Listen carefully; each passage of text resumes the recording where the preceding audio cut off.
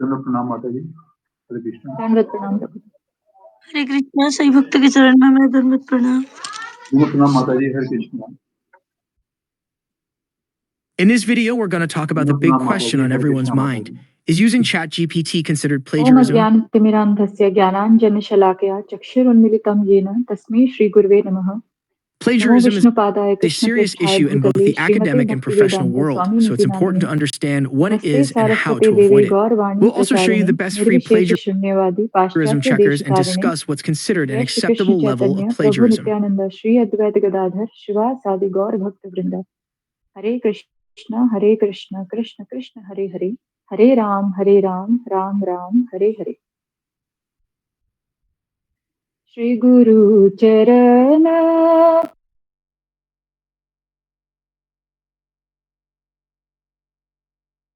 सद्मा वंदो मुई सावधान माते, वंदो मुई सावधान माते। जहर प्रसादे भाई हे भवतोरिया जाय, जहर प्रसादे भाई हे भवतोरिया जाय। कृष्ण प्राप्ति होय जहाँ होय ते, कृष्ण प्राप्ति होय जहाँ होय ते। गुरुमुख पद्म वाक्य चित्त कोरिया क्या, आरे ना कोरी हो के चरणों में दंडवत प्रणाम। आशा, आरे ना कोरी हो मनी आशा। श्री गुरु चरणी रति इस उत्तम गति, श्री गुरु चरणी रति से उत्तम गति। जी प्रसाद पूरे सर्व आशा, जी प्रसाद पूरे सर्व आशा। चक्षुदान दिलो जे जन्मे जन्मे प्रभु से, दिव्य ज्ञान हृदय प्रकाशितो, दिव्य ज्ञान हृदय प्रकाशितो। प्रेम भक्ति जहाँ होते अविद्या विनाश जाते, वेदे गाय जहर चरितो, वेदे गाय जहर चरितो। श्री गुरु करुणा सिंधु अधम जनार बंधु, लोकनाथ लोकेर जीवन, लोकनाथ लोकेर जीवन। हा हा प्रभु करो दया ते हो मोर पद छाया, हा हा प्रभु करो दया ते हो मोर पद छाया। ये बीज शुक त्रिभुवन, ये बीज शुक त्रिभुवन। श्रीला प्रभुपाद हरे कृष्णा। सही भक्तों को दंडवत प्रणाम। हरे कृष्णा। हरे जय कृष्ण। गुरुदेव लोइलो शरण। प्रभुपदाय प्रभुपदाय प्रभुपदाय जय प्रभुपदाय, हरे जय कृष्णा प्रभु जी। प्रभुपाद माता प्रभुपाद प्रभुपाद, जय जय प्रभुपाद। जय जय गुरुदेव गुरुदेव गुरुदेव, जय जय गुरुदेव। निताय गौर हरि बोल हरि बोल, हरि बोल निताय गौर हरि बोल, निताय गौर हरि बोल हरि बोल, हरि बोल निताय गौर हरि बोल। हरे कृष्णा। सभी भक्तों के चरणों में दंडवत प्रणाम। बहुत सुंदर गाया। बहुत सुंदर। बहुत सुंदर गाया आपने। सभी भक्तों को दंडवत। हरे कृष्णा। प्रणाम। बहुत अच्छा। हरे कृष्ण प्रभु जी दंडवत प्रणाम। चलो प्रणाम। कृष्ण चलो भक्तों के चरणों में दंडवत प्रणाम। जब कोई भक्त बोल रहा हो, हरे कृष्णा, जब कोई भक्त बोल रहा हो, जैसे माता जी अब का आरती कर रहे थे, गुरु वंदना कर रहे थे, या कोई भी भक्त, मनी माता जी के प्रणाम। कृपया बीच में माइक को म्यूट रखिएगा, नाम बाद में कर लीजिएगा।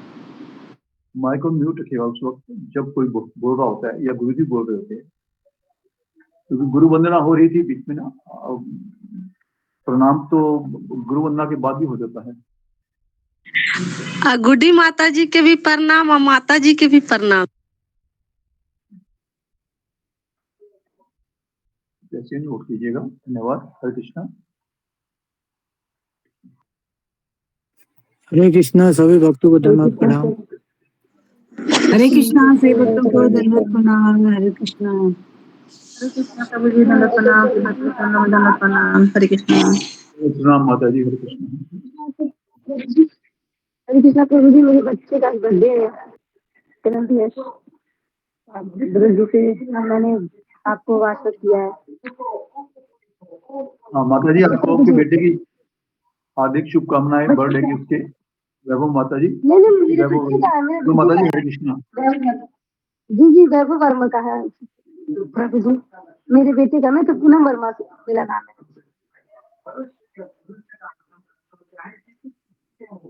हरे कृष्णा प्रभु जी। अच्छा प्रभु जी, आवाज आ रही है? आ रही है माता जी? मैं पूनम वर्मा हूँ। मैं पूनम वर्मा, मेरा वैभव वर्मा मेरा बेटा है। इसका बर्थडे है। क्लियर सुनाई नहीं दे रहा माता जी। हरे कृष्णा। जी जी। हरे कृष्णा प्रभु जी, आवाज आ रही है? जी जी आ रही है माता जी। प्रभु जी, मैं पूनम वर्मा हूँ, मेरे बेटे का जन्म दिवस है आज। आपने बेटे का लिखा था? जी जी जी जी प्रभु जी। ओके। हरे कृष्णा हरे कृष्णा कृष्ण कृष्ण प्रणाम हरे हरे, गुरुदेव। हरे राम हरे राम, हरे कृष्णा गुरु जी दंडवत प्रणाम। हरे कृष्ण हरे कृष्ण। कृष्णा गुरु जी दंडवत प्रणाम। हरे कृष्णा गुरु जी दंडवत प्रणाम। हरे कृष्णा।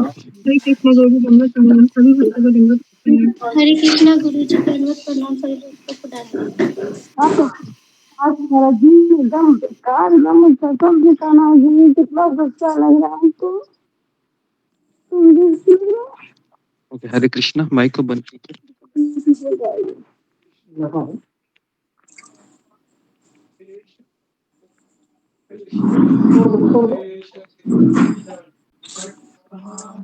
हरे कृष्ण। तो अभी हम आपको दर्शन कराते हैं, तो माइक को बंद कीजिए।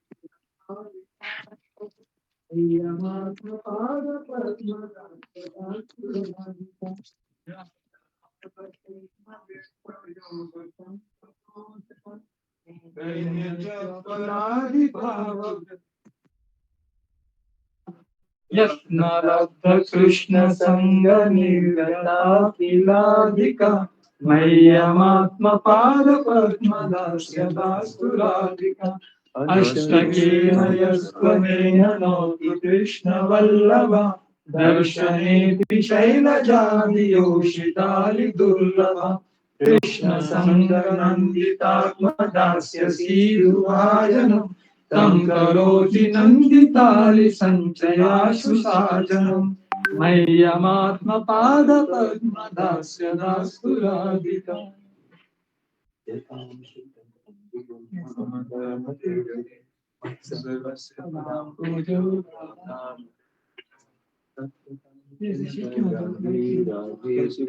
इनका देखो ना, इसका शेक होता है तुमच्या याच्यात शेक दिसते ना, हलतंय ना? हाँ, मिनट पंखा चालू असेल। पंखा कुठे आहे? एसी आहे। हाँ, जी, तो यहाँ पर कुछ ब्रह्मचारी हैं, वो कुछ गा रहे थे, इसके लिए आपको आवाज सुनाई दे रहा हूँ। राधिका अष्टकम गा रहे थे। तो समय है तो हम सब लोग परिक्रमा करते हैं राधा मदन मोहन जी की। परम पूज्य राधानाथ स्वामी महाराज के बहुत क्या बोल सकते, बहुत घनिष्ठ विग्रह है ये। इनकी स्थापना करने के लिए महाराज ने बहुत प्रयास किए गोवर्धन इको विलेज में, और इसको बनाने के लिए भी उनके शिष्यों ने बहुत मेहनत की।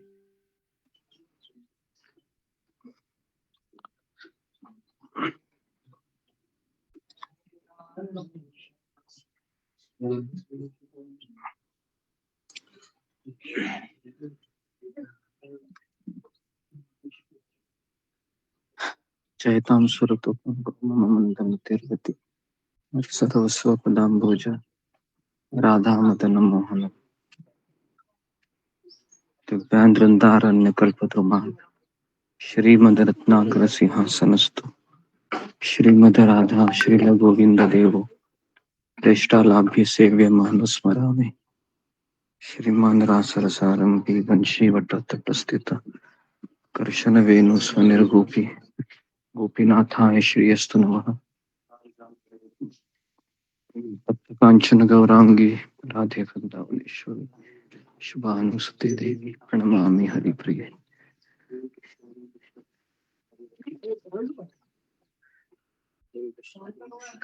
ओके, तो साइमल्टेनियसली हम प्रार्थना करते हैं। ओम अज्ञानतिमिरान्धस्य ज्ञानाञ्जनशलाकया चक्षुरुन्मीलितं येन तस्मै श्री गुरुवे नमः। श्री चैतन्य मनोभीष्टं स्थापितं येन भूतले स्वयं रूप कदा मह्यं ददाति स्वपदान्तिकं। वन्देऽहं श्रीगुरु श्रीयुतापदकमलं श्रीगुरून् वैष्णवांश्च। श्रीरूपं सागरजातं सहगण रघुनाथान्वितं तं सजीवं साद्वैतं सावधूतं परिजनसहितं कृष्ण चैतन्य देवं श्री राधा कृष्ण पादान् सहगण ललिता श्री विशाखान्वितांश्च। नमो विष्णुपादाय कृष्ण प्रेष्ठाय भूतले श्रीमते राधानाथ स्वामी नामिने। नमो विष्णुपदाय कृष्ण प्रेष्ठाय भूतले श्रीमते भक्तिवेदांत स्वामी नामिने। नमस्ते सरस्वती देवी गौरवाणी प्रचारिणे निर्विशेष शून्यवादी असत्य देशतारिणे। हे कृष्ण करुणा सिंधु दीनबंधु जगत्पते उपेश गोपिका कांत राधा कांत नमस्तुते। तप्त कांचन गौरांगी राधे वृंदावनेश्वरी वृषभानुसुते देवी प्रणमामि हरिप्रिये। वंशाकल्पतरुभ्यश्च कृपा सिन्धुभ्येव च पतितानां पावनेभ्यो वैष्णवेभ्यो नमो नमः। जय श्री कृष्ण चैतन्य प्रभु नित्यानंद श्री अद्वैत गदाधर श्रीवासादि गौर भक्तवृंद। हरे कृष्ण कृष्ण कृष्ण हरे राम राम राम हरे हरे। हरे कृष्ण जी। अशोक चावला प्रभु अनाउंसमेंट करें। जी गुरुदेव, प्रणाम गुरु जी। गुरु जी, आज ममता पाल माता जी का जन्मदिन है। हम उन्हें श्री कृष्ण भावना भारत शुभकामनाएं और बधाई देते हैं और उनके सुखद स्वास्थ्य कृपा में आशीषमय और भक्ति में जीवन के लिए भगवान श्री कृष्ण परम आदरणीय परम पूज्य गुरुदेव समस्त भक्तों के चरणों में आशीर्वचनों की कामना करते हैं। और हम यह भी कामना करते हैं कि वो भक्ति और सत्संग में बने रहें और कृष्ण चरणों में तीव्र भक्ति प्राप्त करें। और आज पूनम वर्मा माता जी के सुपुत्र वैभव वर्मा जी का भी जन्मदिन है। हम उनको भी श्री कृष्ण भावना भावी शुभकामनाएं बधाई देते हैं और उनके सुखद कृपा में आशीष में भक्ति में जीवन के लिए भगवान श्री कृष्ण परम पूज्य गुरुदेव और पूज्य समस्त भक्तों के चरणों में आशीर्वाद की कामना करते हैं। और हम सब भक्तों के और भक्त परिवारों के लिए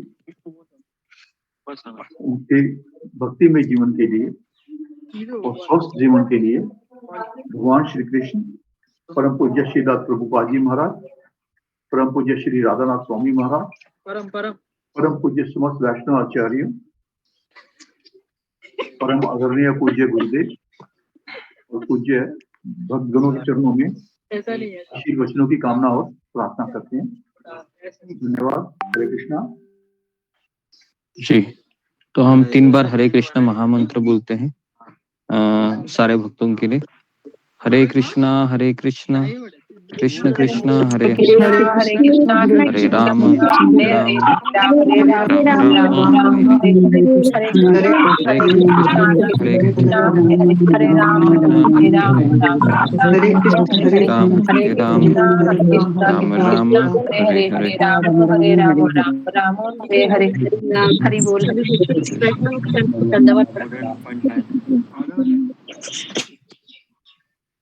ओके चरणों में और समस्त भक्तों के चरणों में जी हरे कृष्ण। तो किसका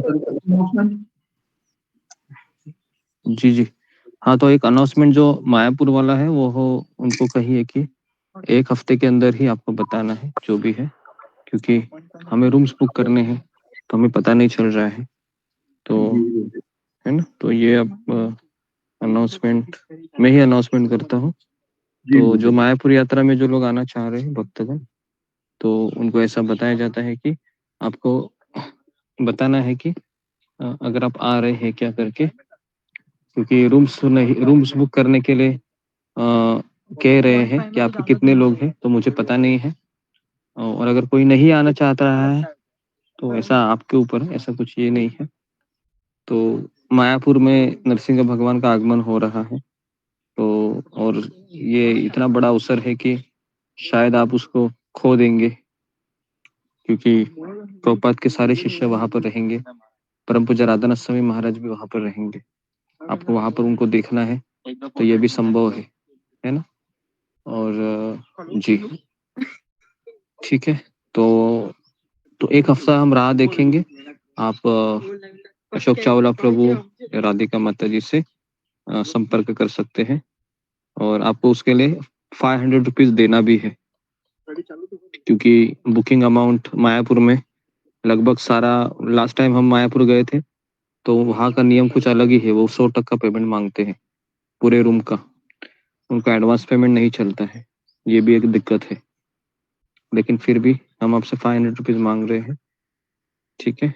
तो जिनको आना है मायापुर में, तो आप कृपया करके आप हमें 1 हफ्ते के भीतर ही बताइए, क्योंकि उसके पश्चात अगर आप आओगे तो भी लास्ट टाइम की तरह नहीं हो सकता है, क्योंकि वहां पर कम से कम एक्सपेक्टेड 50,000 के आसपास लोग एक्सपेक्टेड है फरवरी में, तो इसलिए काफी भीड़ भी रहेगी वहां पर। और लेकिन मायापुर में भक्तों के साथ ही रहना बहुत सुंदर है, तो 4 में से 1 दिन हम गौर मंडल परिक्रमा करेंगे, जो चैतन्य महाप्रभु की जन्मस्थली श्रीवास आंगन, चैतन्य मठ और श्रीधर कोलावेचा का घर, ये सारी चीजें हम देखेंगे। मुरारी गुप्ता का हाउस, ठीक है, और नंदन आचार्य का घर है, जहाँ पर नित्यानंद प्रभु और चैतन्य महाप्रभु पहली बार मिले थे, तो वहां पर भी हम जाएंगे, ठीक है। ओके, तो आज किसका टर्न था बताने का? जी वृषाली माता जी, गुरुदेव वृषाली माता जी। ओके, तो ठीक है, बताइए।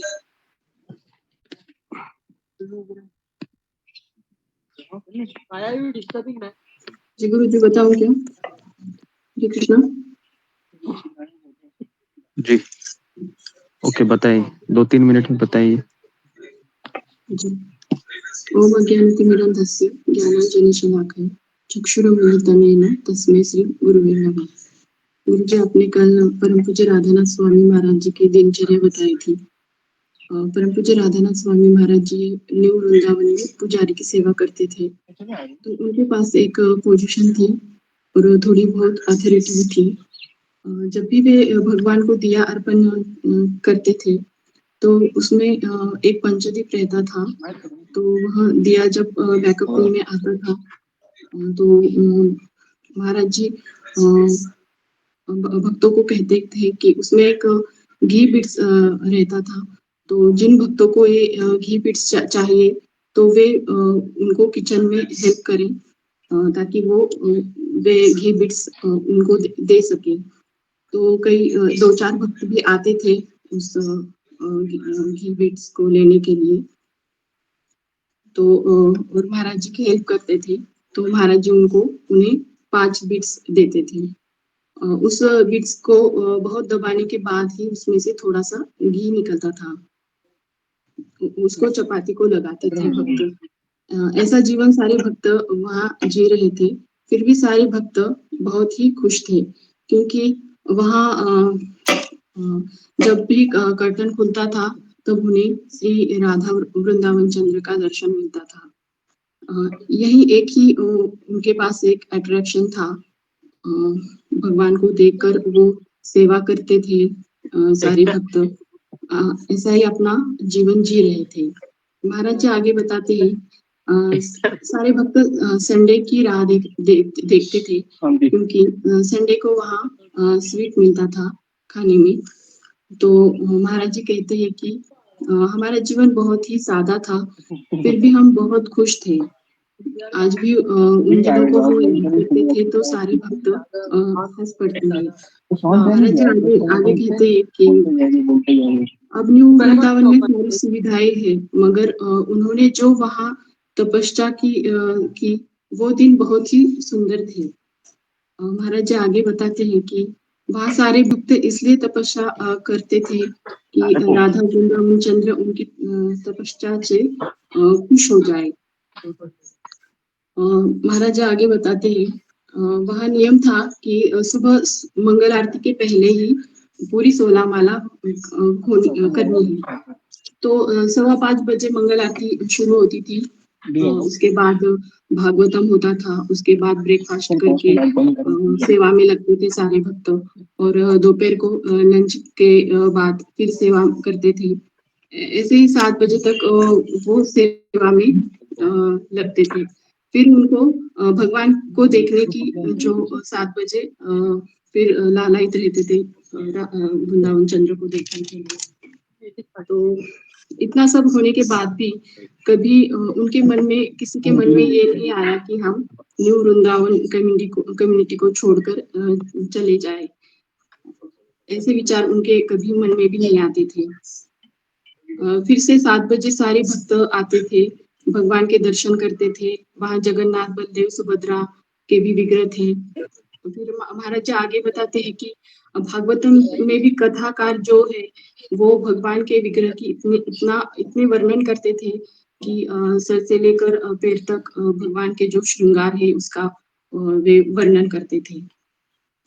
फिर महाराज जी आगे बताते हैं, मंदिर के जो अध्यक्ष है परब्रह्म प्रभु एक ब्रह्मचारी थे। वहाँ के एक ब्रह्मचारिणी ने परम ब्रह्म प्रभु को अपना पति बनाने की इच्छा की थी। उसके लिए वो बहुत तपस्या भी कर रही थी। फिर कीर्तनानंद महाराज जी कहते हैं कि परम ब्रह्म प्रभु जी से यहाँ पर रुक जाओ। मैं सुंदर माता बहुत सुंदर माता जी, धन्यवाद। ओके, तो हम आगे का, आज परम पूज्य राधानाथ स्वामी महाराज हमें शिला प्रभुपाद जी 1974 में आए थे, उसके बारे में आज हम महाराज से सुनेंगे। ठीक है, तो ये आखिरी वीडियो है महाराज का, तो इसके शायद आज और कल 2 पार्ट हो सकते हैं। और जी, और उसके पश्चात हम परम पूज्य भक्ति चारू स्वामी महाराज का जो किताब है करुणा के सागर, उसको हम लेने वाले हैं और उस किताब को हम पूर्ण करेंगे। और उसके पश्चात हम भक्ति रसामृत सिंधु एक किताब है उसको लेंगे, क्योंकि ये किताब भी हमारे भक्तिमय प्रगति के लिए बहुत जरूरी है।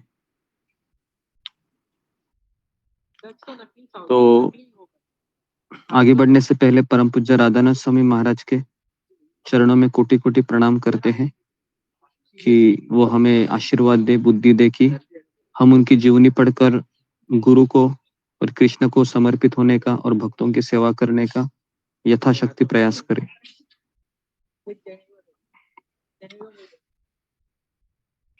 ठीक है, तो महाराज ये जो चौथा क्लास है वो इससे शुरुआत करते हैं कि जब आतंकवादी आए थे न्यू वृंदावन में और उन्होंने जब मंदिरों पर अटैक किया था। आवाज सुनाई दे रहा है मेरे को मेरा? अशोक चावला प्रभु जी दे रहा है ना? जी। ओके। तो महाराज कह रहे थे कि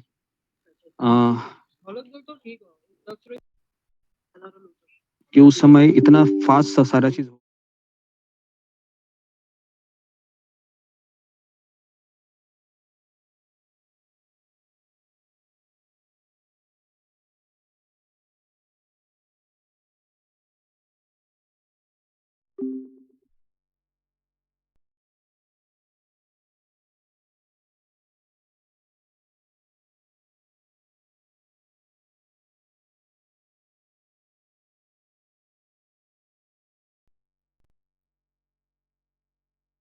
में वो कहने लगे हम वापस आएंगे।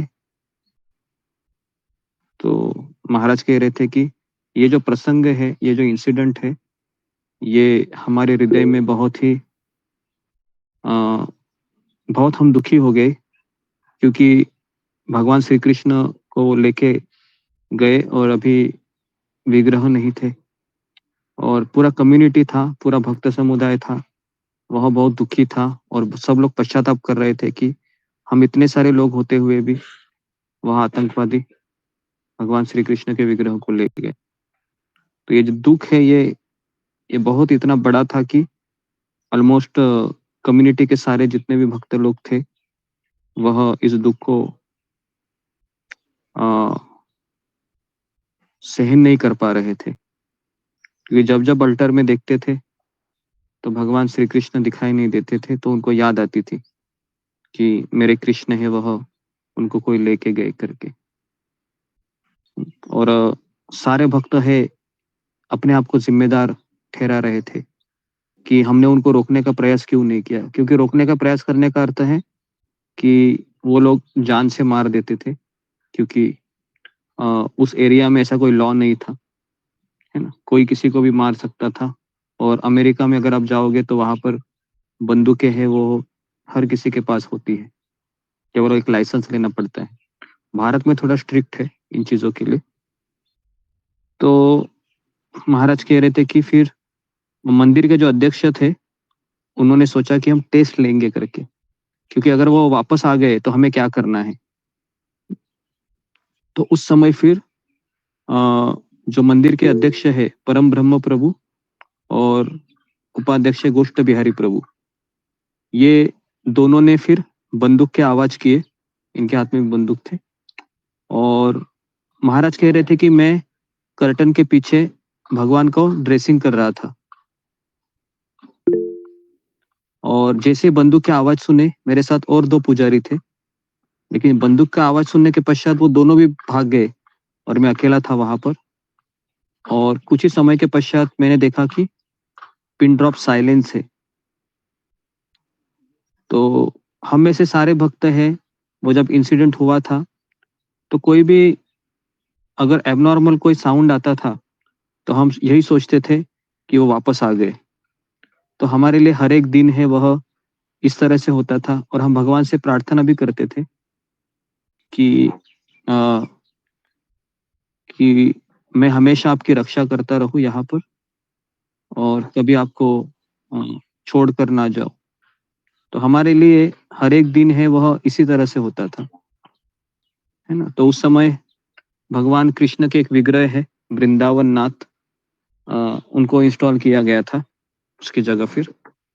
और अभी देखिए इन्होंने टेस्ट शुरू किया, और ये टेस्ट था, हाँ, क्या अभी मैं जो बता रहा हूँ वो नहीं आए थे, लेकिन मंदिर के अध्यक्ष ने सोचा कि अगर वो आ गए तो हमें क्या करना चाहिए, किस तरह से होगा ये।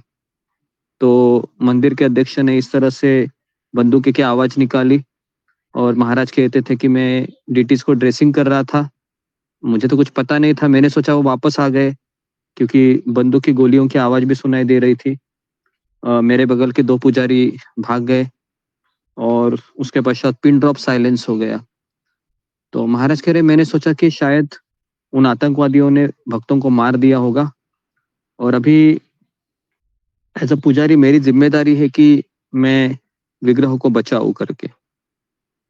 तो महाराज ने देखा कि अभी मैं भगवान को किसमें छिपाऊं। तो महाराज कह रहे कि मेरा एक वहां पर एक ब्लैंकेट था, आर्मी ब्लैंकेट, जिसको मैं ठंडी में पहनता था और मैं उसके ऊपर सोता भी था, है ना। तो महाराज ने मैंने क्या किया, उन विग्रहों को, कृष्ण को, उस ओल्ड मेरा जो ब्लैंकेट है ना, ब्लैंकेट मतलब एक तरीके से बड़ी चद्दर होती है ना, जो महाराज उसी को ओढ़ते थे हमेशा और उसी के ऊपर सोते थे। तो मैंने विग्रह को ब्लैंकेट में व्रैप किया और जिसपे मैं सोता था और मैं एकदम ऊपर की छत पर जाके चढ़ा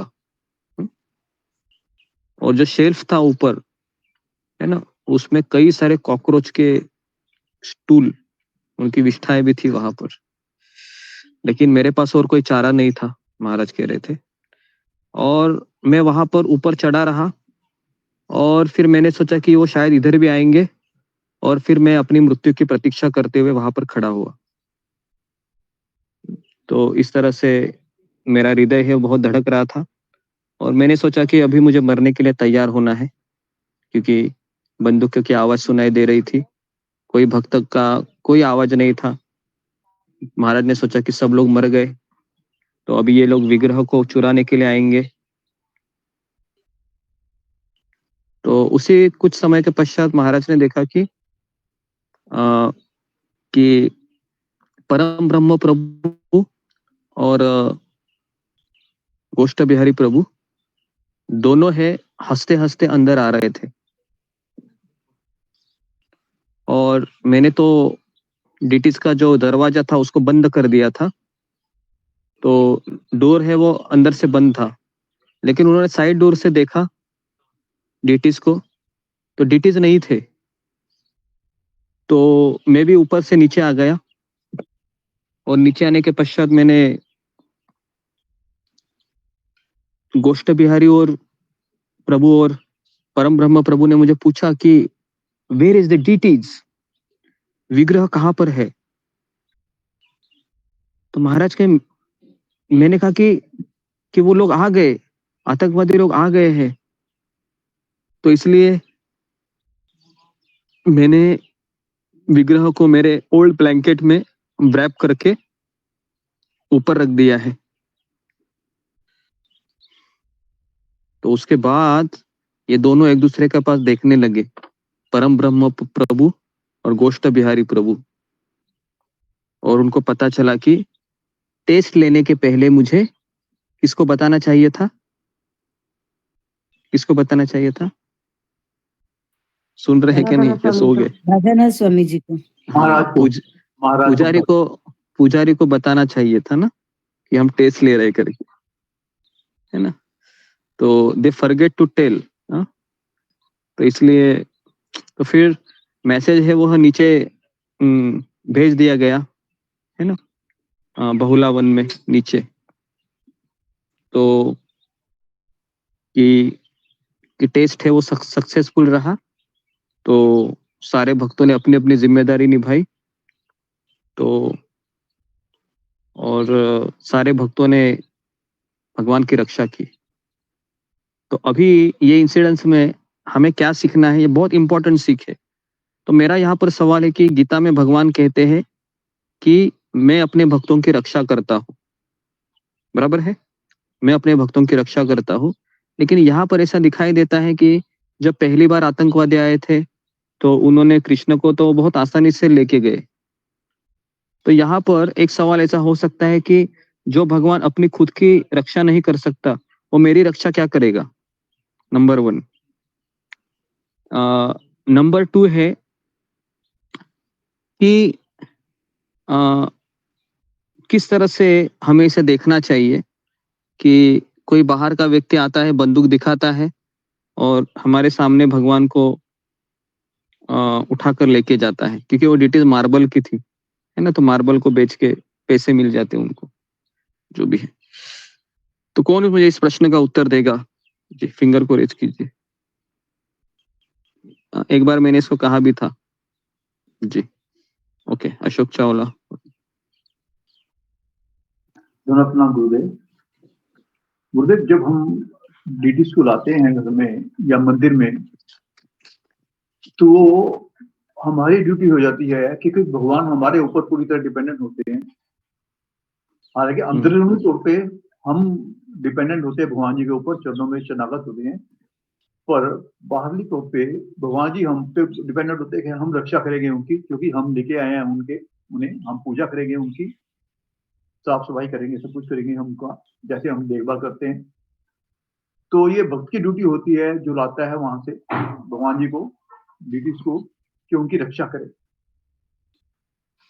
ओके, देखिए, हाँ, आपने उत्तर सही दिया। तो जब हम भगवान को लाते हैं ना हमारे घर में, तो हमारा उनके साथ कौन सा संबंध होता है? एक माँ और पुत्र का होता है। आप उनकी माँ बन जाती है, समझ में आ रहा है? जैसे कृष्ण की माँ थी यशोदा मैया, है ना, तो भगवान कृष्ण तो भगवान है, लेकिन क्या यशोदा मैया कृष्ण को प्रोटेक्ट नहीं करती थी? करती थी क्या नहीं करती थी?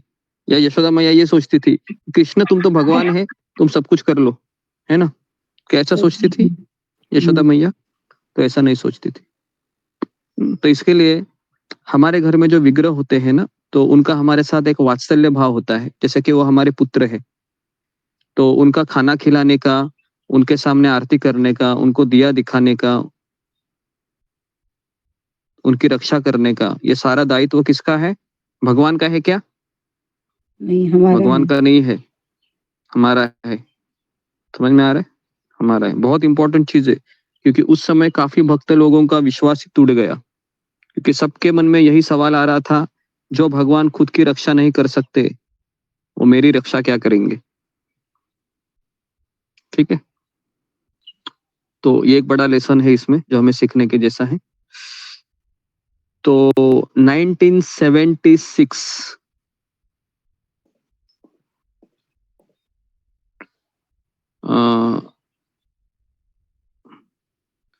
शिल प्रभुपाद जी है, वह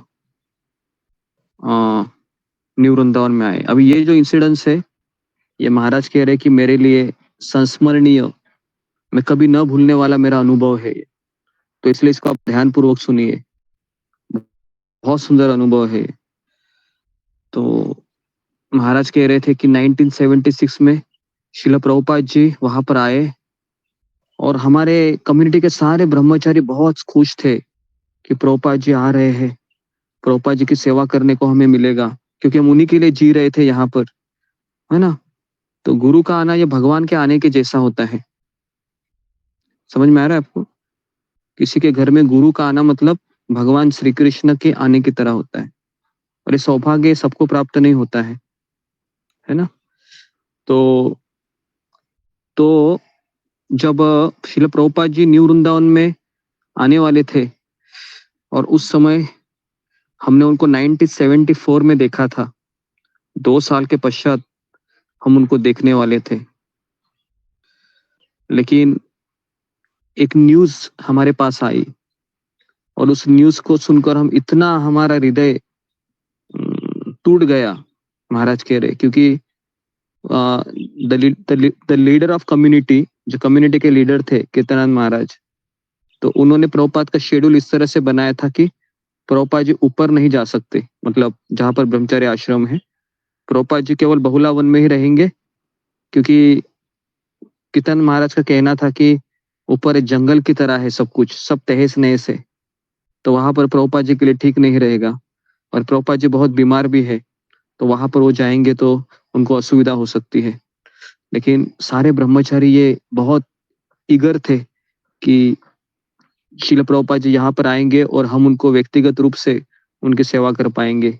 लेकिन जैसे ये पता चला कि प्रभुपाद जी केवल बहुला वन में ही रहेंगे, नीचे की तरफ, क्योंकि वो पहाड़ी है ना, और ऊपर की तरफ आश्रम था, तो हमारे सबकी अपेक्षाएं थी शिला प्रभुपाद जी यहाँ पर आए और हम पर्सनली उनको सर्व करें। तो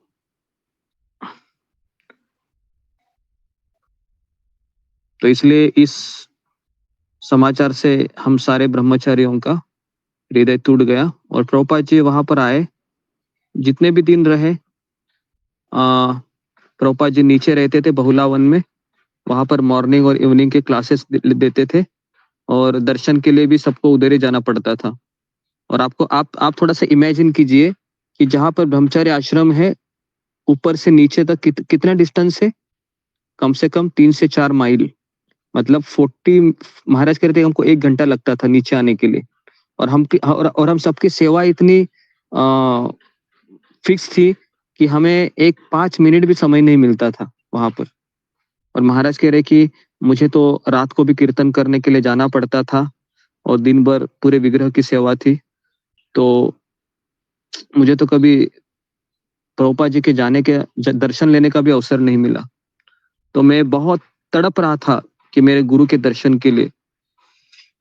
तो एक बार महाराज कह रहे हैं कि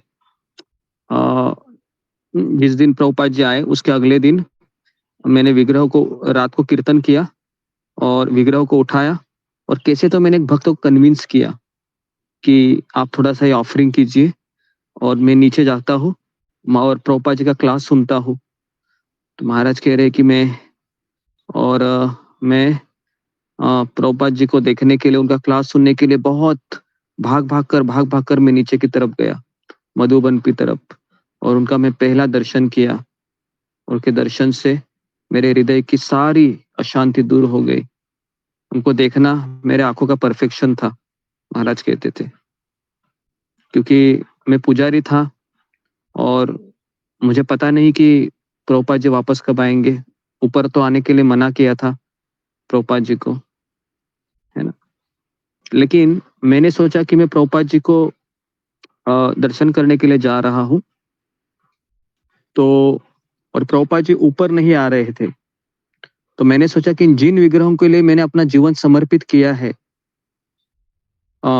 वो जो फोटो है राधा वृंदावन नाथ का, उनको लेकर मैं जाता हूँ। तो उस समय केवल एक ही फोटोग्राफ था, है ना। तो इस तरीके से मैं वहां पर चला गया और मैंने सोचा कि प्रभुपाद जी अगर उस फोटो को देखोगे तो मेरे जीवन की पूर्णता होगी कि एटलीस्ट उनका एक शिष्य है, उनके स्थापित इस्कॉन के केंद्र में एक विग्रह की सेवा में अपना पूरा जीवन दिया है। तो मैंने उनको दिखाया प्रभुपाद जी को और जैसे ही प्रभुपाद ने देखा उस विग्रह को, आप सुनना चाहते प्रभुपाद जी क्या बोले?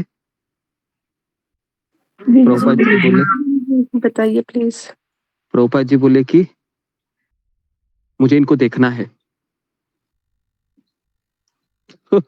जैसे ही महाराज ने सुना कि प्रभुपाद जी उन विग्रह को देखना चाहते हैं ऊपर, तो उनको ऊपर जाना होगा, है ना।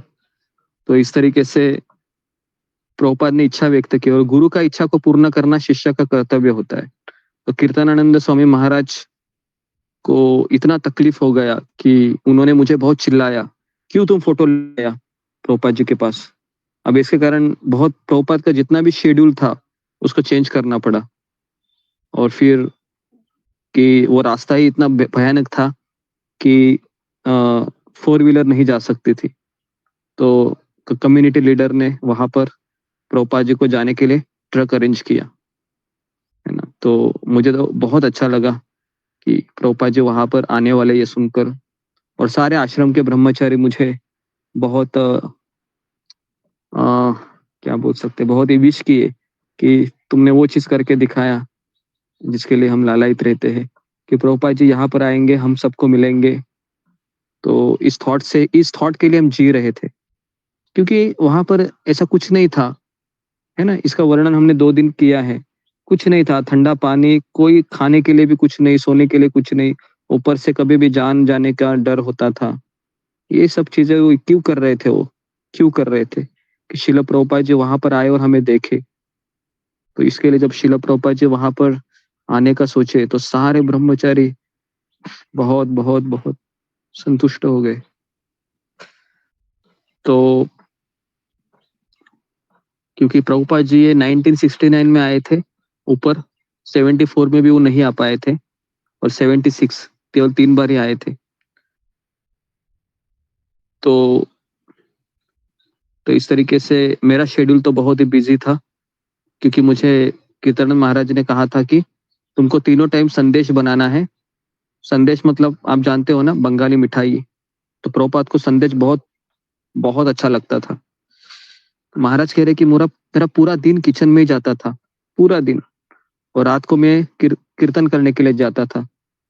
तो मैं केवल भक्तों से पूछता था कि आज अभी प्रभुपाद जी क्या कर रहे हैं, अभी प्रभुपाद जी क्या कर रहे हैं, कहाँ पर है।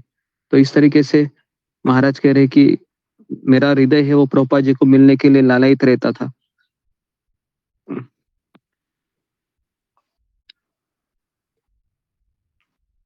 तो जैसे ही प्रभुपाद जी ऊपर आने लगे तो कालिया करके एक गाय है, उसने देखा जब प्रभुपाद जी आ रहे हैं तो तुरंत वो जो घास खा रही थी, तुरंत वो प्रभुपाद जी के पास आ गई और प्रभुपाद जी के साथ चलने लगी।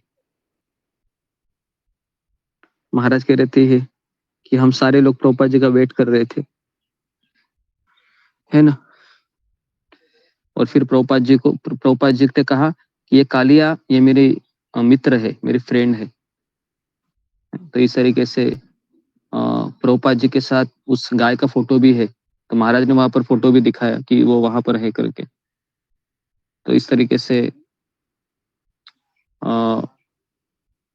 वहां पर प्रभुपाद जी आ गए, और जैसे प्रभुपाद जी आ गए तो उस समय मैं अकेला ही था एज अ पुजारी।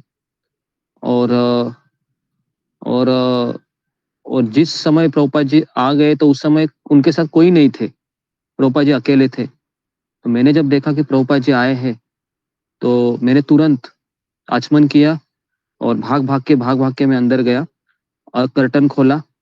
कर्टन खोलने के बाद पश्चात वापस में बाहर आ गया, और वो जो टेप रहते हैं ना सुनाने के लिए, गोविंदम आदि पुरुषम, तो उस टेप को मैं ढूंढने लगा। वो पैनासोनिक टेप रिकॉर्डर था, वो इतना पुराना था, इतना पुरातन था। तो महाराज कह रहे कि वो जो टेप रिकॉर्डर था वो सारे कॉकरोचों का घर था, उसमें बहुत सारे कॉकरोच रहते थे, और वो चलता भी नहीं था, केवल उसमें वो गोविंदम आदि पुरुषम का ही वो सॉन्ग चलता था। और हार्डली वो $20 का था, वो किसी ने डोनेट किया था उसको। तो महाराज कह रहे थे कि मैं अंदर गया, उस पैनासोनिक टेप रिकॉर्डर का बटन दबाया, और उसमें एक कैसेट रहती थी केवल, है ना। और महाराज कह रहे कि मैंने उसको दबाया तो यमुना माता जी का आवाज से शिल प्रभुपाद जी है वह उनको देखने लगे, राधा वृंदावन नाथ। और महाराज कह रहे कि मैं प्रभुपाद जी को देख रहा था, और महाराज कह रहे कि एज अ पुजारी ये मेरा सेवा था, और मुझे इस बात का बहुत खुशी हो रहा था कि मेरे आध्यात्मिक गुरु आज मेरे राधा वृंदावन नाथ के सामने खड़े हैं। और ये मेरे लिए सबसे बड़ा सुखद अनुभव था कि मेरी सेवा को देखने के लिए मेरे आध्यात्मिक गुरु यहाँ पर आए।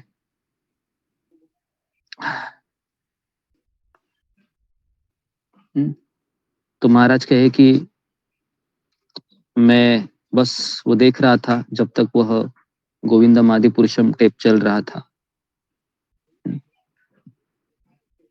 और महाराज कह रहे कि मेरे आंखें है हार्डली ब्लिंक हो रही थी, मेरा जो हृदय है उसमें मेरे सामने मैं प्रभुपाद जी को देख रहा था। प्रभुपाद जी के आंखों में कितना प्रेम था, वही प्रेम था जो मैंने उनको क्रॉस मैदान के उस पंडाल में देखा था, और जब मैं उनको वृंदावन में मिला था भारत में, वही चेहरा मेरे आंखों के सामने था न्यू वृंदावन में।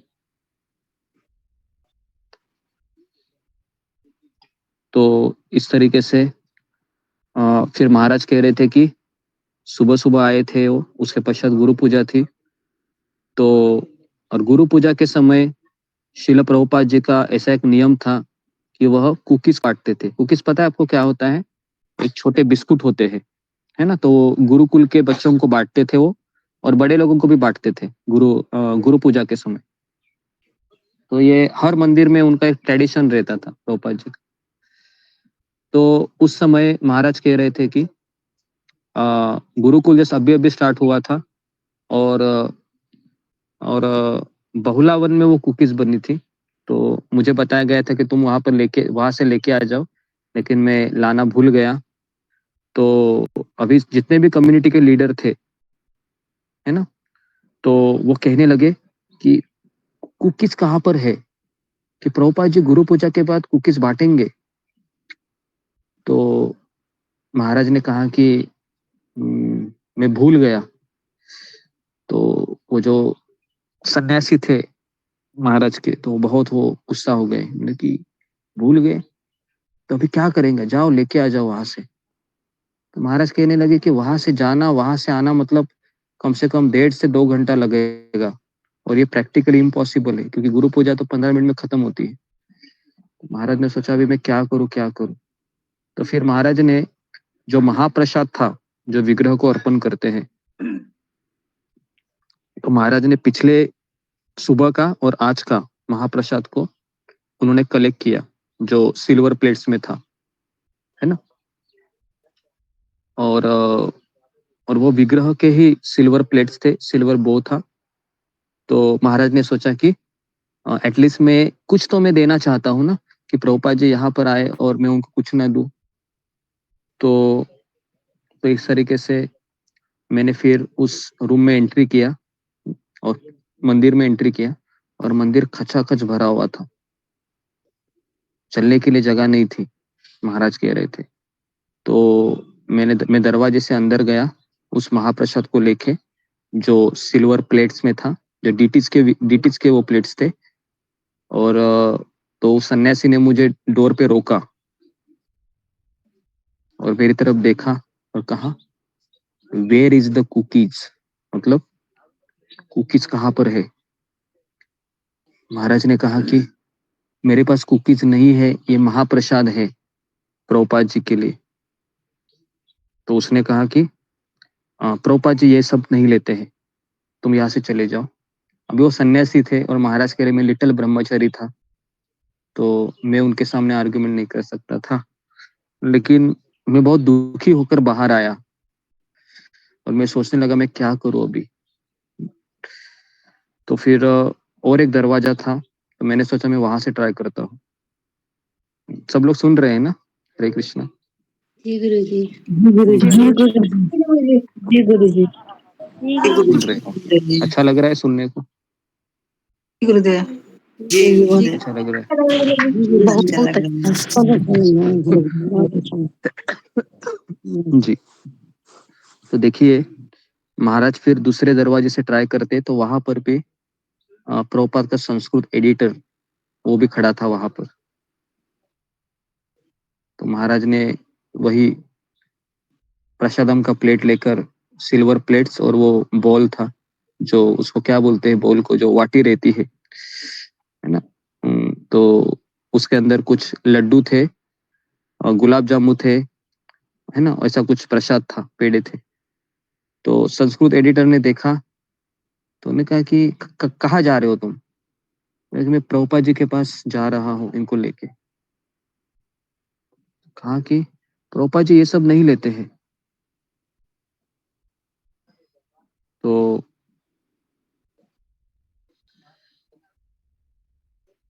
मेरे आंखों में आंसू आ गए और मैं बहते हुए आंसू के साथ मैंने उनको अपील की कि प्लीज मुझे जाने दीजिए, मैं प्रभुपाद जी के लिए कुछ तो देना चाहता हूँ। तो उसने स्माइल की और कहा कि यस, आप अंदर जा सकते हैं, आप जाइए।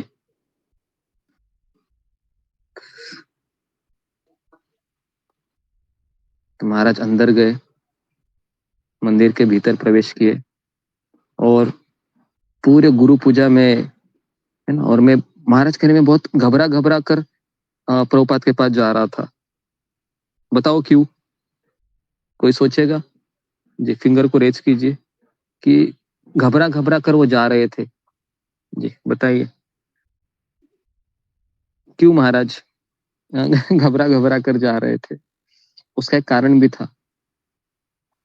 हाँ जी, फिंगर को रेज कीजिए जो बताना चाहते हैं। जी ओके, प्रीति अग्रवाल। कृष्णा गुरुजी प्रणाम। गुरुजी वो एक तो ये कि एक तो उनसे मिलने की खुशी, और जैसे हम मिलते हैं तो घबराहट होती है जिससे हम मिलना चाह रहे हैं, एक तो वो ओके। कारण। और दूसरा ये गुरुजी हो सकता है कि जैसे सब लोग कह रहे थे कि वो ये सब नहीं लेते हैं, तो कहीं वो उनको मतलब डांटे नहीं, ये भी कारण हो सकता है गुरुजी। हाँ जी जी, वेरी गुड। तो इसका मेन कारण था कि प्रभुपाद कुकीज चाहते थे, बराबर है। और अगर मैं कुकीज न देकर ये गुलाब जामुन ये वगैरह ये सब दे रहा हूँ, तो महाराज को लगा कि गुरु की इच्छा है कुकीज और मैं उनको कुछ दूसरा ही दे रहा हूँ, तो शायद ये भी कुछ अपराध हो सकता है मेरे से। तो इस भावना से वह बहुत घबरा घबरा कर आगे के स्टेप्स ले रहे थे। और महाराज कह रहे थे कि मेरा एक स्वभाव है कि मैं बहुत शर्मीला हूँ, तो मुझे तो बहुत ही डर लग रहा था कि मैं कैसे प्रभुपाद जी के पास जाऊं, क्योंकि प्रभुपाद जी भगवान के शुद्ध भक्त है। तो जी, जैसे ही मैं आगे बढ़ा और पूरा गुरु पूजा चल रहा था, तो प्रभुपाद जी ने मेरी तरफ देखा, मेरे हाथों की तरफ देखा, और फिर उन्होंने वो सारा चीज क्या किया, अपने गोदी में रखा। सारा चीज, पूरा वो सिल्वर प्लेट्स वो। और प्रभुपाद जी क्या करने लगे, वो सारा प्रिपरेशन वहीं पर खाने लगे। तो प्रभुपाद जी वो एक स्पून में हर एक प्रिपरेशन लेते थे, और उसके पश्चात फिर वह है ना, फिर वो बांट देते थे सबको। प्रभुपाद एक एक चम्मच लेते थे, है ना, स्वीट राइस था उसमें, और बाकी के चीजें थी। तो सारे भक्त है, वह जैसे ही देखा प्रभुपाद जी कुछ बांट रहे हैं, सारे भक्त कीर्तन छोड़कर वहां पर जमा होने लगे। और मैं ठीक प्रभुपाद के सामने ही था वहां पर, एकदम कुछ 2 से 3 इंच की ही दूरी थी। तो तो महाराज कह रहे थे कि व्यासासन पर बहुत क्राउड होने लगा, और और और महाराज प्रभुपाद जी जो जो कुछ खाते थे वो महाराज को देते थे। तो इस तरीके से फिर स्वीट राइस खत्म हो गया। और फिर उसमें कितने प्रिपरेशन थे पता है आपको?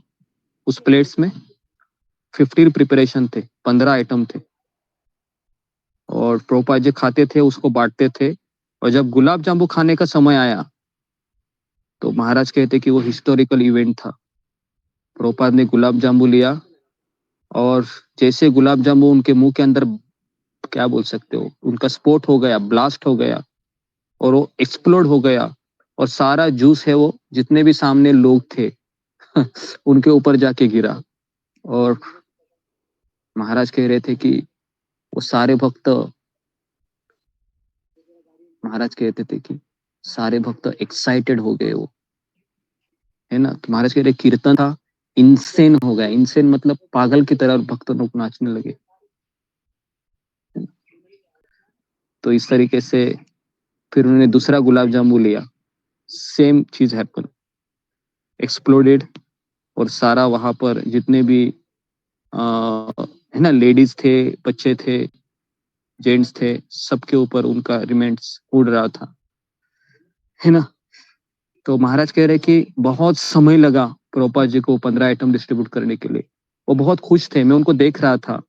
उनको खुश होते हुए देखना मेरी जीवन का पूर्णता थी, महाराज कह रहे थे, क्योंकि मेरा जीवन उसी के लिए बना था। मैं सोच रहा था कि मेरे आध्यात्मिक गुरु मेरे सामने है, और वो इस तरह से लग रहे थे जैसे भगवान श्री कृष्ण के एक मित्र है ना, कावर्ड बॉयज। जिस तरह से भगवान श्री कृष्ण अपने मित्रों के साथ फन किया करते थे वृंदावन के लीलाओं में, तो वैसे ही प्रभुपाद जी मुझे लग रहे थे, ऐसा महाराज उसमें बताते हैं, है ना। मैं ठीक से बता नहीं पा रहा हूँ, लेकिन आप वो प्रवचन सुनेंगे पागल हो जाएंगे, वो इतने सुंदर प्रवचन है वो महाराज के।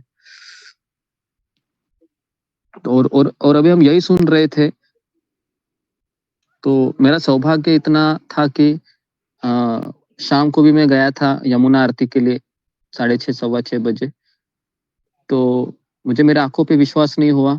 जैसे मैंने वहां पर सीट पकड़ी और वो थोड़ी सी जगह थी वहां पर, और मुझे लगा कि शायद वो मेरे लिए ही थी क्योंकि बाकी का सारा एरिया फुल हुआ था। तो मैं वहां पर गया, वहां पर बैठ गया और तुरंत मुझे महाराज दिखाई दिए।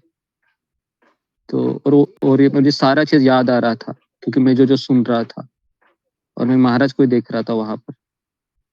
और मैं सोच रहा था कि कितना मेरा सौभाग्य है कि ये सब सुनते हुए मुझे महाराज दिख रहे करके। और वो सारी भावनाएं उमड़ आ रही थी महाराज को देखते देखते ही। यमुना आरती तो चल रही थी लेकिन मेरा सारा ध्यान उधर ही था। तो इस तरीके से महाराज कह रहे हैं कि सिल्वर प्लेट्स और जितना भी सारी चीजें थी वो बहुत महंगी थी, और प्रभुपाद जी वो कभी कभी दूसरे भक्तों को भी देते थे। और इतनी भीड़ थी कि कुछ समझ ही नहीं आ रहा था कि वो बोल सिल्वर प्लेट्स कहाँ चले गए। और मैं इस बात से मुझे डर लग रहा था कि केवल विग्रहों के लिए वही एक चीज थी मूल्यवान, जो सिल्वर प्लेट्स और सिल्वर बॉल थे। बाकी सब तो वहां पर ऐसा कुछ नहीं था। और अगर वो गुम हो गए तो कम्युनिटी ऑफ लीडर मेरा जान खा लेंगे कि तुमने क्यों उसको गुम कर दिया कैसे। तो मुझे उस चीज का भी डर हो रहा था। तो महाराज कह रहे थे कि उसके पश्चात प्रभुपाद जी ने क्लास दिया, भागवतम क्लास। और महाराज कह रहे थे कि वो हिस्टोरिकल क्लास था। और उसके पश्चात शिला प्रभुपाद जी जाने के लिए तैयार हो गए वहां से। वहां पर एक 4 व्हीलर आ गई, 4 व्हीलर ट्रक आ गया जो उनका लिए राह देख रहा था। जस्ट मंदिर के ही बाहर खड़ा था। सारे भक्तगण प्रसाद ले रहे थे। तो फिर मैंने कहा कि अनाउंसमेंट कीजिए कि जरा वो सिल्वर और बॉल दे दीजिए। तो 2 मिनट में ही सारा प्लेट्स महाराज के पास आ गया। तो महाराज कह रहे थे कि फिर शिला प्रभुपाद जी है वहां वृंदावन से जाने के लिए तैयार हो गए। उनका फ्लाइट था न्यूयॉर्क से। प्रभुपाद जी जाते जाते हमेशा ना उनका एक टेप रहता है। अगर आप प्रभुपाद जी के लेक्चर सुनेंगे ना तो डिपार्चर एड्रेस, अराइवल एड्रेस, ऐसे प्रभुपाद जी के क्लासेस है। अगर आप वो सुनेंगे ना कैसे प्रभुपाद जी बोलते हैं आपको सुनाई देगा इंग्लिश में। वो हमेशा बोलते हैं माय डियर चाइल्ड, है ना, whatever you are doing here, आप जो भी यहाँ पर कर रहे हैं करते रहिए। भगवान श्री कृष्ण है यहाँ पर, राधा रानी है, आप सारे भक्त लोग हैं, हमारे सारे आचार्य है, भक्ति सिद्धांत ठाकुर है, भक्तिविनोद ठाकुर है। आप अपने आप को अकेला मत समझिए, सेवा करते रहिए और सेवा करना ही हमारे जीवन की पूर्णता है। तो इस तरह से 10 से 15 मिनट महाराज प्रभुपाद जी बोलते थे और इस तरीके से चले जाते थे। और महाराज कहते थे कि उनके आदेश का पालन करते करते ही मैं वहां पर जी रहा था। तो उसके पश्चात हमें पता था कि प्रभुपाद जी वापस नहीं आएंगे क्योंकि 1976 में प्रभुपाद जी का हालत थोड़ा बहुत खराब था, है ना। ठीक है। तो इस तरीके से प्रभुपाद जी डिपार्चर हो गए। प्रभुपाद जी को जाते जाते देखना ये हमारे लिए, हमारे आंखों के लिए, हमारे हृदय के लिए बहुत पीड़ाजनक अनुभव था। लेकिन हमने शिला प्रभुपाद जी के आदेश को स्वीकार करते हुए ही वहीं पर रह रहे थे। तो उसके पश्चात फिर प्रभुपाद जी चले गए। और जी, तो उसके पश्चात और एक पास टाइम है महाराज का, आप सुनना चाहेंगे? तो 10:07 हुए हैं। अगर आप सुनना चाहेंगे तो मैं बोलता हूँ। जी गुरुदेव।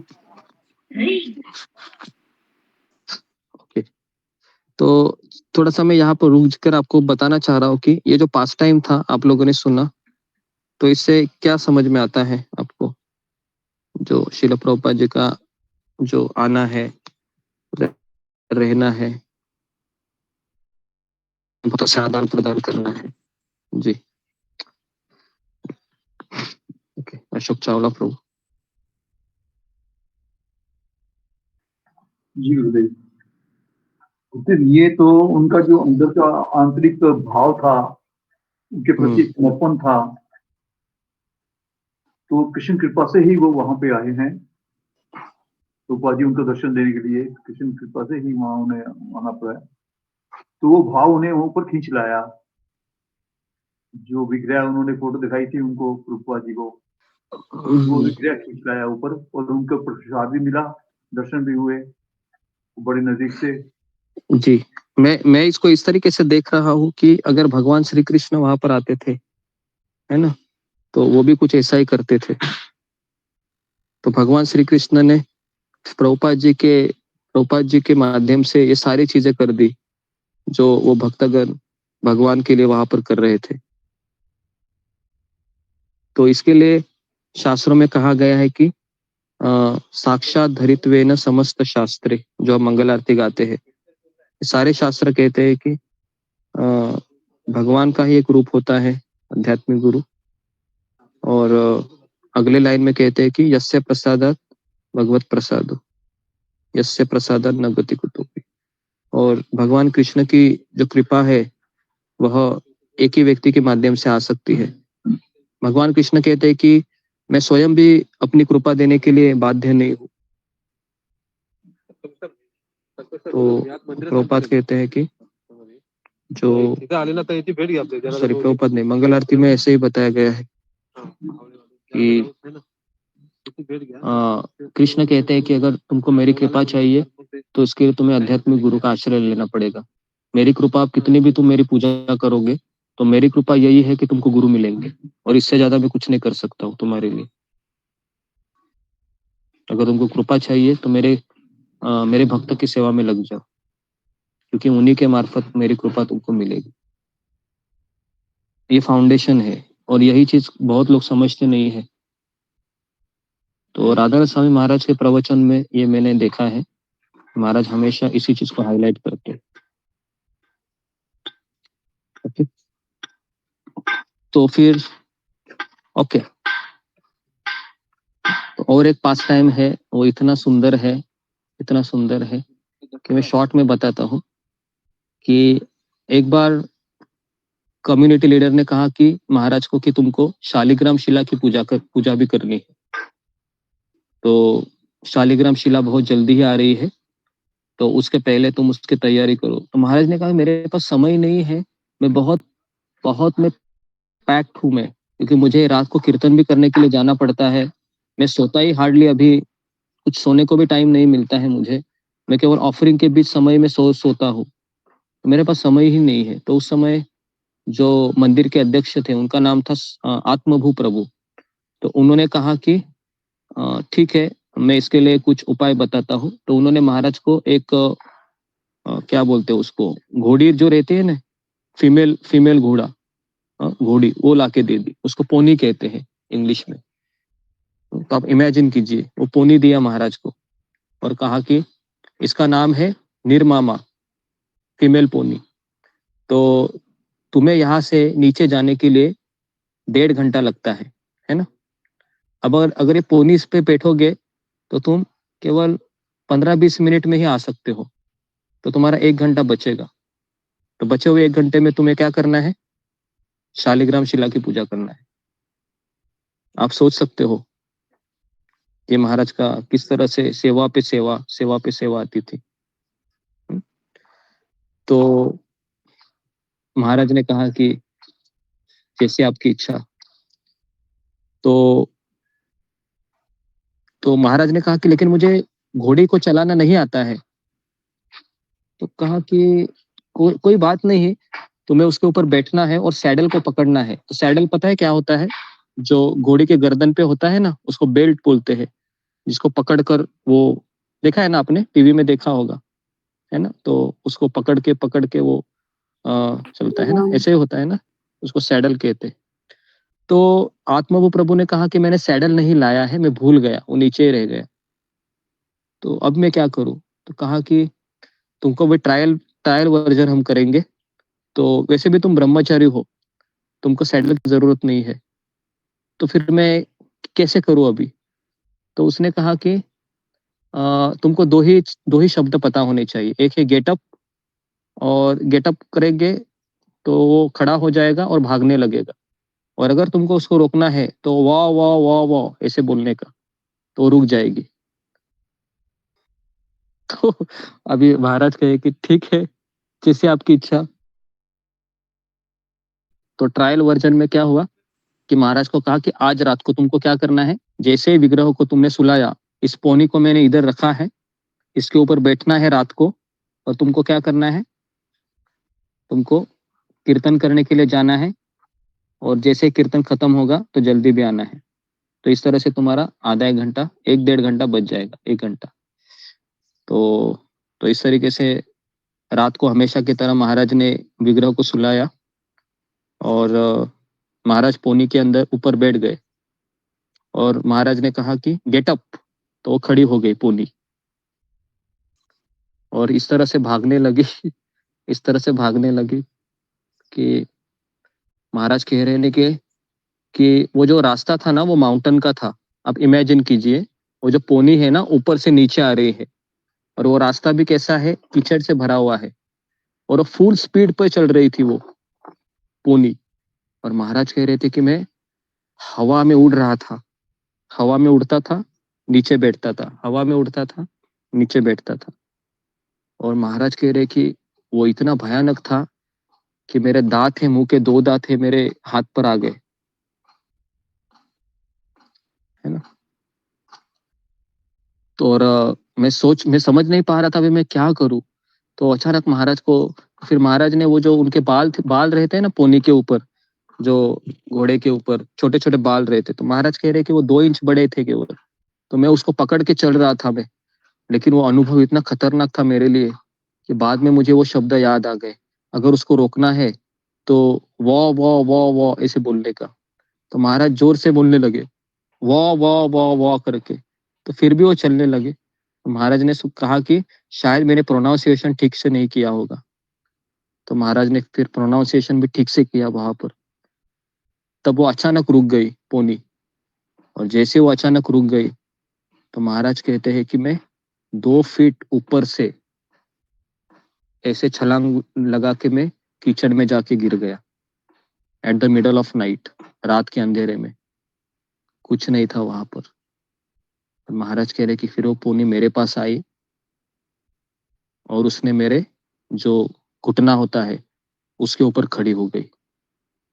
महाराज कह रहे कि मेरा जो घुटना है वो पूरा क्रैक हो गया, कट हो गया। तो महाराज कह रहे मैं तो चल भी नहीं सकता था, अब मैं क्या करूं। तो महाराज ने उस पोनी की तरफ देखा, कहा कि निर्ममा, उसका नाम निर्ममा था, कि निर्ममा जो भी मैंने तुम्हारे साथ किया उसके लिए मैं क्षमा मांगता हूँ, लेकिन ये मेरी सेवा थी, मैंने जानबूझकर ये कुछ नहीं किया। तो उस पोनी ने महाराज के आंखों में देखा, है ना, और उसका भी हृदय द्रवित होकर फिर वो महाराज के पास गई, और उसने महाराज को उठाया, क्योंकि ये रात के 10:30 बजे का समय था, और वो ऐसा रास्ता था कि वहां पर कोई भक्त नहीं जाते थे उस समय। तो महाराज सोच रहे थे कि पूरे रात भर मुझे ऐसे ही रहना पड़ेगा, क्योंकि मैं चल नहीं सकता था, मेरा पूरा नी क्रैक हो गया था। तो जैसे ही मैं नीचे गया कीर्तन करने के लिए, तो कीर्तन तो मुझे करना ही था। तो महाराज कहे कि वो पोनी ने मुझे नीचे, कैसे तो मैं नीचे चला गया, और फिर मैं रात को कीर्तन कर रहा था, मेरा जो नी था वो बहुत ही दर्द कर रहा था, लेकिन कीर्तन तो मुझे करना ही है। तो महाराज कह रहे कि वो दर्द भरे शरीर के साथ मैंने कीर्तन किया, और जब मुझे छोड़ने के लिए 12 बजे, 12:30 बजे, 1 बजे जो ड्यूटी होता है ना, वो आ गए। तो उन्होंने कहा कि क्या हुआ तुम्हारा? तो कहता है कि मेरा नी ब्रोक हो गया है। तो उन्होंने कहा कि फिर तुम क्या करो, जो हॉट कॉम्प्रेसर है, हॉट कॉम्प्रेसर को लगा उसके ऊपर। तो महाराज कह रहे कि मैंने एकदम गरम वो एयर ले लिया, लेकिन उससे क्या हो गया, उससे मेरा जो नी है वो इतना सूज गया, तो आश्रम के सारे लोग मुझे बोलने लगे ये तुम्हारे साथ क्या हुआ? तो फिर किसी ने कहा कि ये तुम्हारा जो सूजन है ये कम करना है तो इसके ऊपर आइस, आइस मतलब जो बर्फ है वो रखना पड़ेगा। तो महाराज कह रहे थे कि वहां पर कोई डॉक्टर नहीं था, तो सारा ऐसे एक्सपेरिमेंट वहां पर हम करते थे। तो महाराज कह रहे कि ये मेरी अवस्था थी। तो इसके पश्चात आगे सुनना चाहते हैं तो हम कल इसके बारे में बताएंगे। तो यहाँ पर मैं रुकता हूँ। महाराज के साथ आगे क्या हुआ, कैसे महाराज ने इससे विजय प्राप्त की, कैसे महाराज फिर आगे बढ़े, ये कल का आखिरी सेशन रहेगा शायद, तो ये हम कल देखेंगे। तो ये महाराज का जीवन था, आप देख सकते हो 1973 से लेके 77 तक, ये जो 4 साल थे पहले महाराज के, एक्सट्रीमली एक तरीके से भयानक लग रहे थे। तो आपको क्या लगता है अभी, क्या महाराज वृंदावन में रह रहे थे, मिडल ईस्ट में घूम रहे थे, क्या महाराज की तपस्या खत्म हुई थी गुरु मिलने के बाद? नहीं, गुरु मिलने के बाद तपस्या खत्म नहीं होती है, गुरु मिलने के बाद तपस्या शुरू होती है। यही लेसन हमको रखना है यहाँ पर, यही लेसन सीखना है कि गुरु मिलने के बाद तपस्या कम नहीं होती है, गुरु मिलने के बाद तपस्या और करनी पड़ती है ना। बार बार हम ये महाराज का ये जब सुनते हैं तो यही पता चलता है कि कोई मुफ्त में कोई चीज नहीं मिलती है, बहुत परिश्रम करना पड़ता है ना। इस संसार में एक पति पत्नी का सुख के लिए हमको एक दूसरे को एडजस्ट करना पड़ता है, बराबर ना। केवल संसार का सुख के लिए इतना एडजस्ट करना पड़ता है, तो भगवान का आध्यात्मिक सुख के लिए हमें सोचो ना, जो परमानेंट है उसके लिए क्या करना पड़ेगा। उससे तो दुगना ही करना पड़ेगा ना, या कम करना पड़ेगा? उससे दुगना ही करना पड़ेगा हमें। तो हमें तो इसके लिए हमें तैयार होना चाहिए, है ना। और तैयार तभी हो सकते हैं जब हम समर्पण करेंगे, हमारे भाई को हम छिपाएंगे या हम रिस्क लेंगे, जो होगा वो देखा जाएगा। कृष्ण जो भी होगा है कृष्ण की इच्छा से अच्छा ही होता है, लेकिन हमारा मन है बहुत सारी चीजों को खड़ा कर देता है, और इसके लिए हम पीछे हटते हैं। पीछे नहीं हटना है, हमको चलते रहना है, क्योंकि अगर पीछे हटेंगे तो और एक जन्म हमको लेना पड़ेगा। ओके, तो यहाँ पर मैं रुकता हूँ, 10:20 हुए हैं। तो जी, किसी का कुछ सवाल है, कुछ पूछना है आज के इंसिडेंट्स के ऊपर तो रेस कीजिए के ऊपर।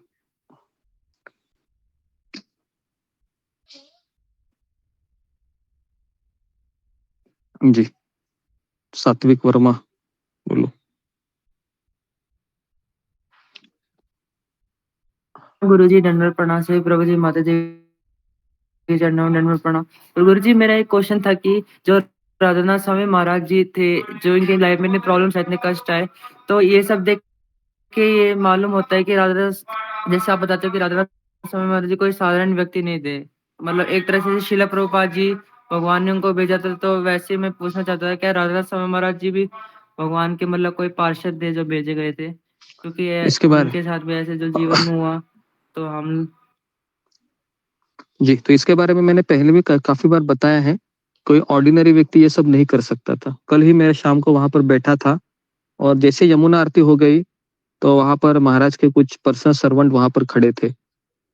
तो मैंने उनमें से एक को पूछा कि आप तो महाराज के साथ बहुत समय रहते हैं, तो कुछ बताइए। तो उन्होंने कहा कि कल का इंसिडेंट पता था, कल यहाँ पर महाराज बैठे थे। कितना समय बैठे थे? तो उन्होंने कहा 1 घंटा ऐसे ही बैठे थे यहाँ पर।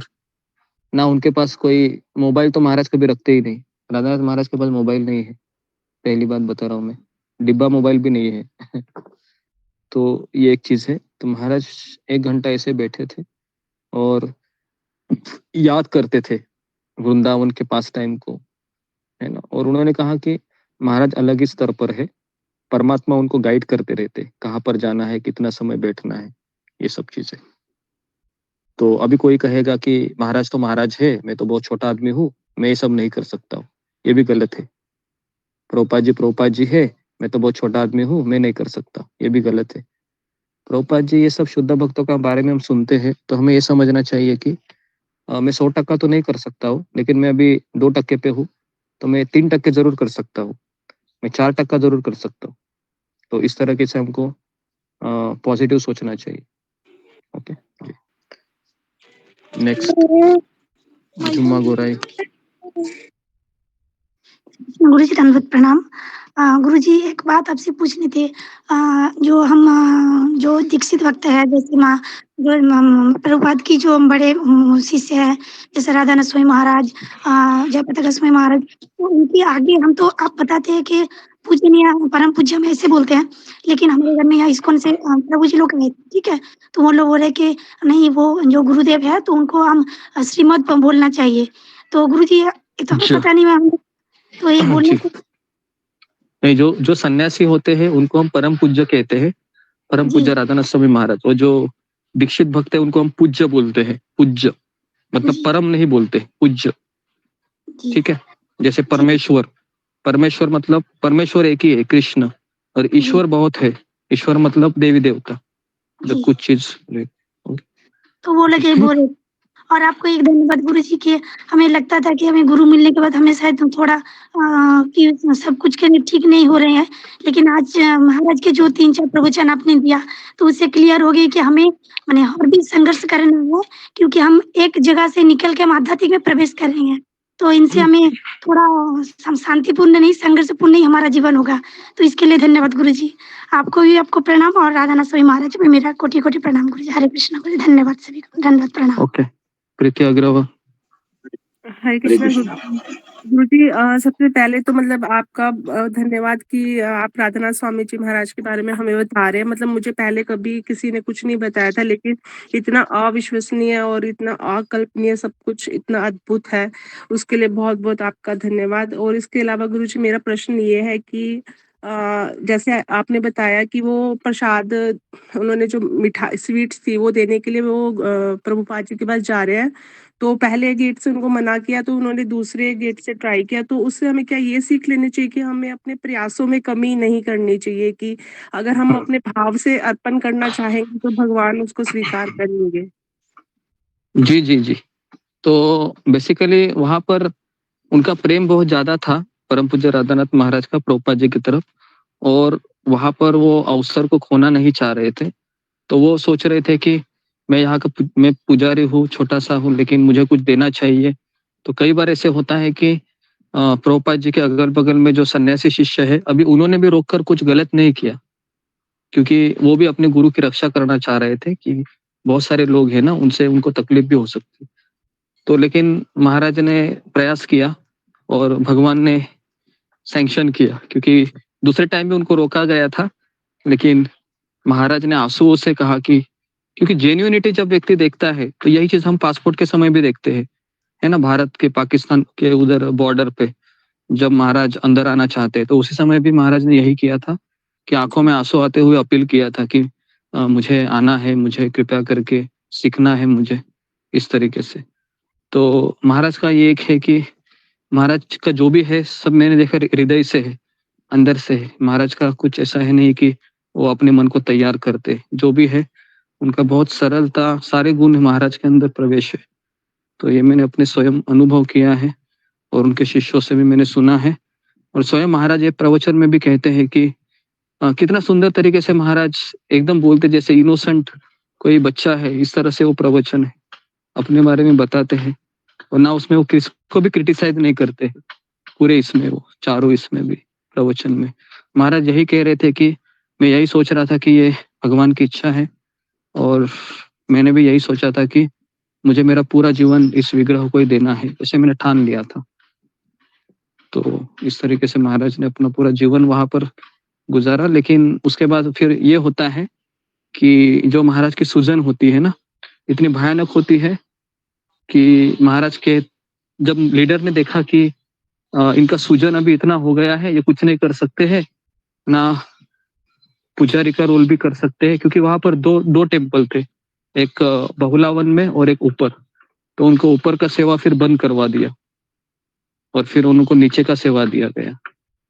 तो इस तरह से वो आगे हो गया। फिर मतलब ये स्टेप बाय स्टेप सारी चीजें महाराज के साथ होने लगी, तो है ना।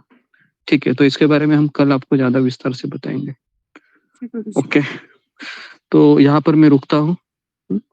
तो परसों मोक्षदा एकादशी है, तो आप सब लोग हैं उस एकादशी में कम से कम एक किताब तो भगवत गीता का जरूर स्पॉन्सर करें, ठीक है। तो ऐसा मेरा आप लोगों से निवेदन है, क्योंकि हम इतना सब कुछ कर रहे हैं तो प्रभुपाद जी के लिए भी कुछ करना चाहिए, है ना। कि ऐसे नहीं कि वो सुनते रहना है, सुनते रहना तो ये सुनते रहने से कुछ नहीं होगा, एक्शन में भी लाना है उसको, ठीक है। तो आपको ये करना है कम से कम एक भगवत गीता स्पॉन्सर। ओके, तो यहाँ पर मैं रुकता हूँ। आप सब क्या है?